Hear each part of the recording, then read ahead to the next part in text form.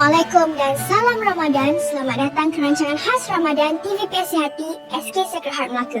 Bersama saya dalam Ramadan Ceria. Tajuk kita hari ini ialah Sabar Ketika Lapar. Dalam bulan Ramadan ini, kita bukan sekadar menahan lapar dan dahaga, tetapi kita belajar menjadi insan yang lebih baik.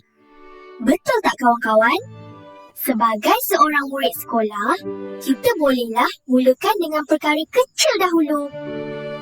Contohnya, bila kita rasa lapar di sekolah, kita cuba sabar dan tidak merungut. Kalau kawan kita buat silap, kita cuba maafkan dan tidak marah. Itulah semangat Ramadan yang sebenar. Ramadan juga mengajar kita supaya fikir sebelum bercakap dan sebelum bertindak. Setiap perbuatan kita ada nilai di sisi Allah. Cuba korang tanya diri sendiri, dah ke kita buat kebaikan? Dah tolong ibu ayah kat rumah tak? Cuba korang fikir jap, kita dah hormat ke semua cikgu kita? Dengan kawan-kawan pun, dah elok ke layanan kita? Kalau belum, tak apalah weh. Belum terlambat pun untuk berubah. Setiap hari Ramadan, peluang baru jadi lebih baik. Ingat tak korang, anak yang baik tu bukan time Ramadan je.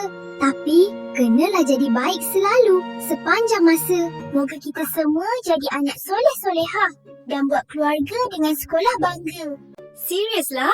Baiklah korang, harap perkongsian ni bermanfaat. Jangan lupa jadi anak baik, terus buat kebaikan. Assalamualaikum, jumpa esok. TVPSS Sehati, suara kami. Assalamualaikum dan selamat berpuasa.